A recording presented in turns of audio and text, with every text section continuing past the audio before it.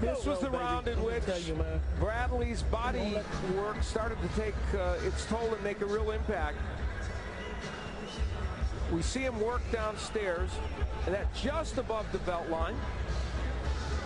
And that had an impact. And then he keeps ripping downstairs. And you see the grimace as he lands those rights to the body by Kendall Holt. And then later on, he was in the round, he was able to come up to the head. A punch that's dangerous for him, but it ended up landing, was the left hook by Bradley. There's the good jab. And a solid punch by Bradley.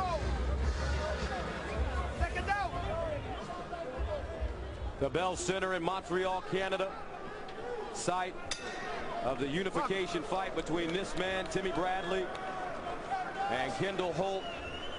140-pound championship. The WBC, WBO belts are on the line. Left hook clean by Holt as we start the 8th round. And I have Tim Bradley ahead in this fight, 68-64. There were a couple of very close rounds in there, so it could certainly be closer than that, but he has started to take control of this fight in the last few rounds. Oh, that's a wicked left hook downstairs. Backs up Holt. The 25-year-old Bradley, if anything, is in danger during his training camp of overtraining. Joel Diaz's trainer was brothers Julio and Antonio, both great pros, and Joel himself, an excellent professional in the gym there in the Coachella area, says that Tim Bradley just doesn't stop training. He said, I have to beg him to stop. So it's a young man who has got some shooting, and now he's landing those big right hands. He told us he wanted to go to the body slowly. He's in the best shape of his life. He said, I feel like a smaller Floyd.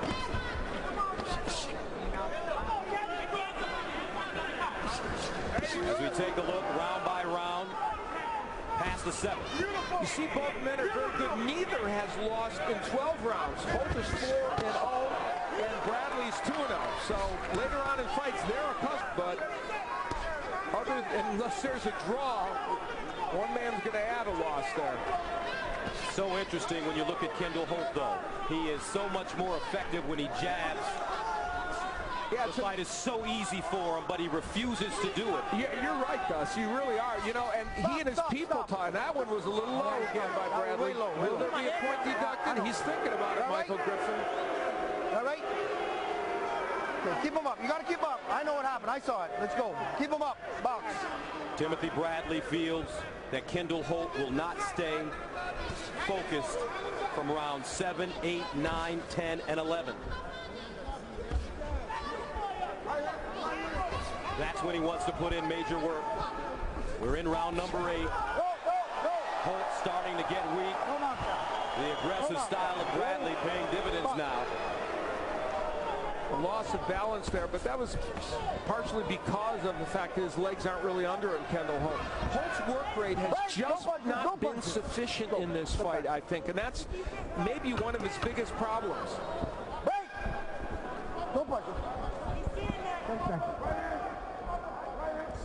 Here's a right hand left hook combination by Holt at the end of the round.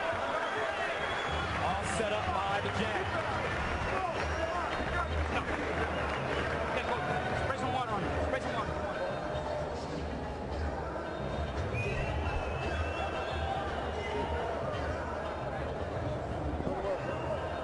Don't get to the point in which you're feeling heavy on your arm. Okay, keep them up. Stay low.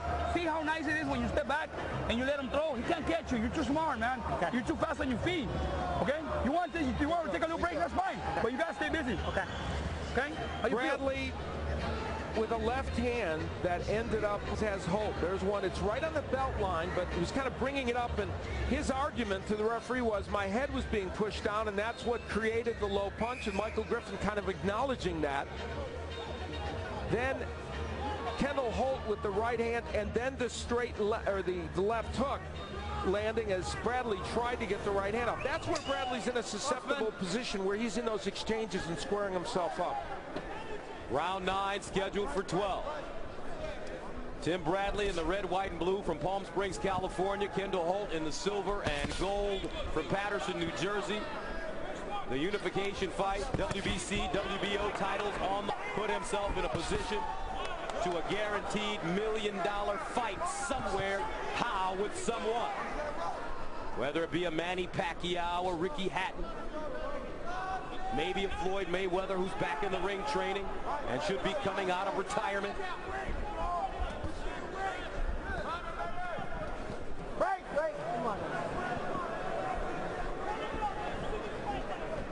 This fight has had, I think, big uppercut by Holt. Counter uppercut. But Bradley comes right through it. His conditioning, spectacular. He's a vegan, which means he does not eat, not only does he not eat meat, he doesn't eat any kind of food that has ever been derived from something with eyes, from any kind of animal. Yeah, when he's training for fights, he sticks strictly to that. And he feels it gives him even more energy. Some other fighters in the past have gone vegan or at least vegetarian, which is slightly different, to get ready for fights. Oh, a right hand. And that may stagger. They banged heads as well while all that was happening, and it looks like, thankfully, nobody's cut.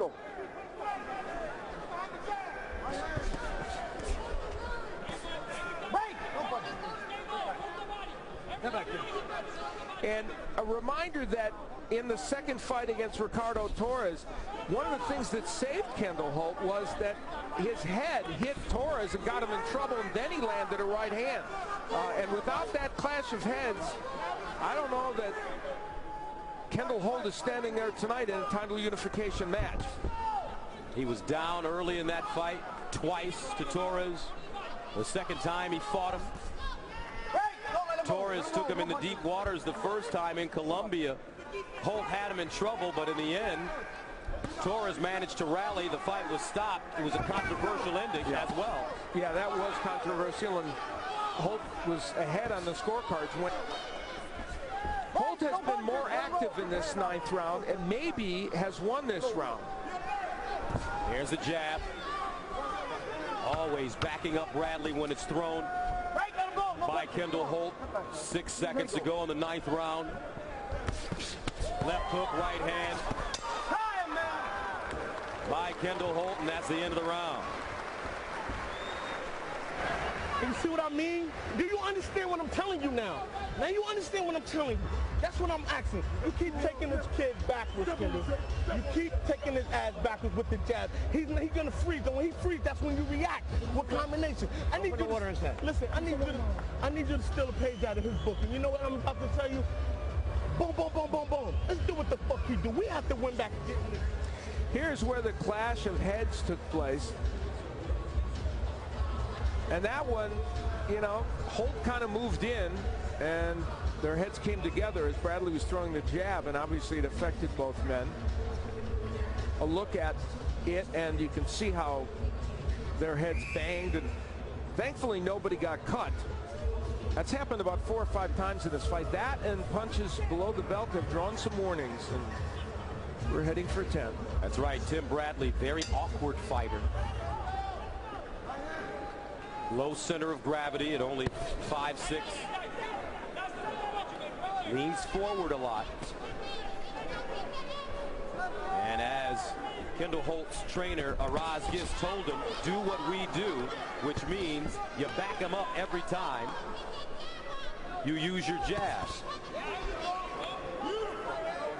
Bradley answering Holt's jab that time. Now look at Holt trying to double up the jab, and that'll back up Bradley.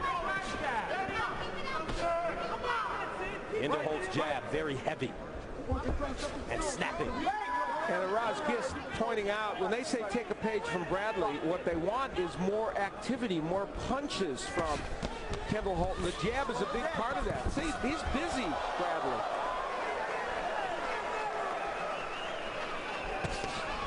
Is it too late for Kendall Holt to win a decision? I don't know. I have him behind by 4 points in this match. It could be a lot closer than that. This fight got off to an electric start when Holt knocked down Bradley for the first time in his entire career, going back to the amateurs with a left hook in the first round.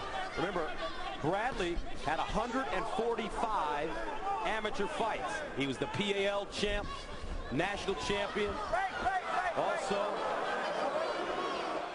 Golden Glove silver medalist. All right, let's go. Come on, Kendall. That's both of you. You want to watch your head too. Okay. Bradley hitting Kendall Holt behind the head, in the back.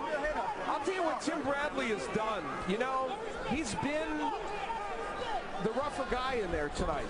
And I'm not saying Kendall Holt hasn't had his moments, but Tim Bradley has been the rougher guy for the most part, more physical in this fight. And it's affecting Kendall Holt. Ironically, considering that Holt knocked him down with a perfect left hook in round one. And Gus, when you saw that knockdown, right at the moment of impact, did you think, I thought this fight might be over? It was such a perfect punch. He knocked him down right on his back. And Brad, good right by Holt, a good hook by Bradley. So both men landing some good power punches. Timothy Bradley, only 25 years old, so he's young, well-conditioned, so he can take a punch and get back up on his feet, especially when it's that early in the fight.